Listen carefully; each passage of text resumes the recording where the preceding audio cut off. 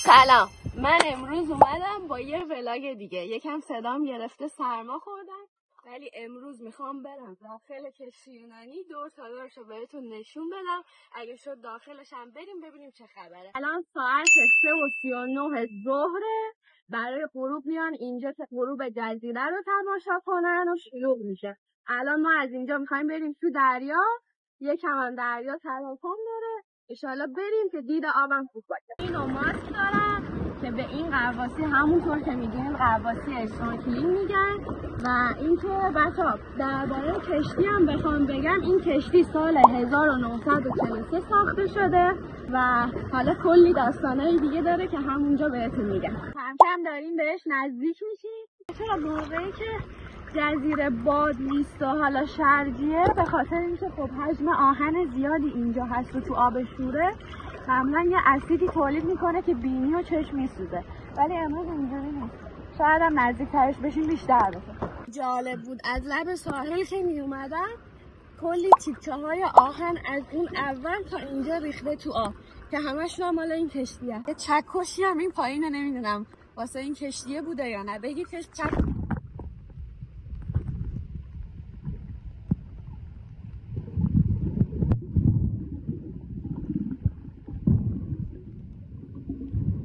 از پنجره های کشتی یونانی هم افتاده اینجا تو آب.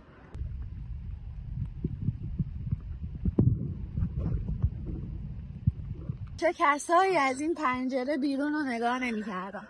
اینجا دقیقا همون کمر کشتی یونانیه که از وسط شکسته. این برقه هم خیلی لخت شده، با هر بادی تکون میخوره. بریم از اینجا داخلش از این برقه رد شیم، بریم ببینیم اون توش چه خبر. 1 2 3 رد شیم.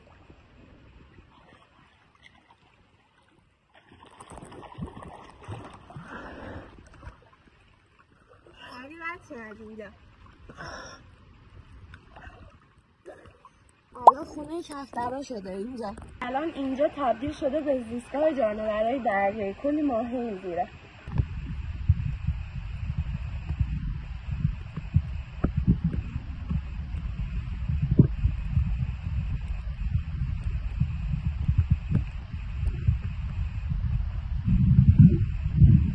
بیا با هم بریم منتظر.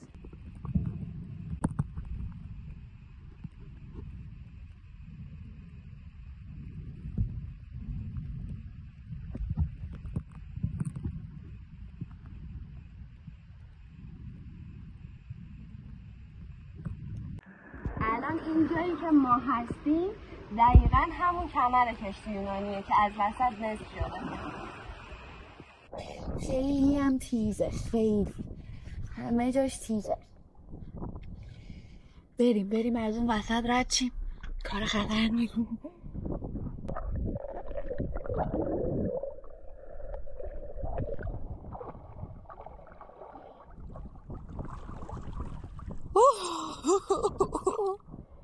بکنم پام برید. اینم یه قسمت دیگه شه. از اینجا هم میخوایم بریم داخل.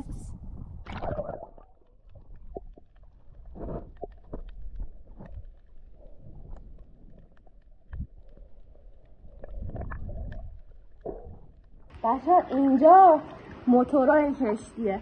چیزی که هست میگن این کشتی با بخار زیاد کار میکرده و حرکت میکرده. نمیدونم درسته یا نه. اینقدر اینجا آرامش داره دلم میخواد همینجا بمونم. من باید مسافر این کشتی میشدم. افسانه ها میگن شبا از داخل کشتی یونانی صدای برخورد آهن و صدای سوت کشتی میاد. افسانه ها میگن. بچه وقتی این کشتی غرق میشه یه شرکت هلندی نجات دریایی‌هاشو میفرسته که این کشتی رو یدک‌کش کنه که ببره، ولی میگه انقدر خرجش بالا بوده که دیگه کشتی رو بیخیال شده، همینجا ول کرده رفته. این کشتی سال 1345 به گل نشسته. یکی از دلیلاش هم حالا میگن که یا از دستی این کشتی غرق شده به خاطر اینکه بیمه بگیره، یا مشکلات فنی داشته. یه چیز دیگه هم که میگن این بوده که انقدر جزیره شرجی و مه‌آلود بوده که ندیده و به یکی از مرجانهای جزیره خورده و همونجا دیگه کشتیه به گل نشسته. از اینجا میخوام برم بالا. یه میله اینجا زیر پامه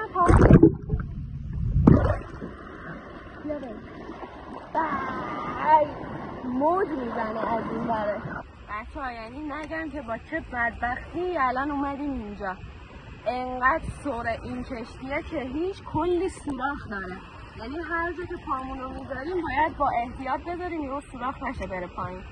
کلی هم زنگ زده. کف جورا خیلی زنگ زده این کشتیه. ولی بچه‌ها من انقدر این کشتی رو دوستش دارم و انقدر حس عجیب و خوبی بهم میده که اگه یک روزی نباشه تو پیش نمیدونم چیکار کنم واقعا. حتی این یکی دیگه از پروانه کشتیه که نمیدونم چرا اینجا پروانه اصلیش هم اونجایه که یکی از بالاش بیرون آبه. اینجا هم انقدر ورق کشتیرانی نازک شده که ببین آب از داخلش میاد بیرون. خیلی نازک شده. هر موقع اومدید جزیره یکیش از روبروی کشتیرانی که وایسید میبینید به سمت راست داره میفته و کج شده. الان هم دقیقا ما شیبیم به پایین. این قوطی هم هست. حالا امیدوارم که قوطی آب باشه. فکر نکن یه رو کشتیرانی که دیگه نشینید. بچه‌ها درسته این کشتی اومد جزیره کیش و اینجوری به گل نشست. ولی الان به عنوان عروس جزیره کیش میشناسنش. به خاطر اینکه انقدر غروبای قشنگی داره. وقتی نور آفتاب غروب آفتاب میزنه به زنگ زدگی‌های این کشتیه خیلی باحال میشه. حتما اومدین جزیره کیش غروبشو که بیاین. البته میاین دیگه میدونین دیگه.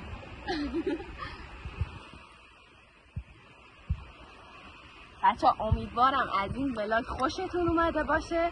اگه دوست دارید از این ولاگا بذارم تو کامنت ها بهم بگید.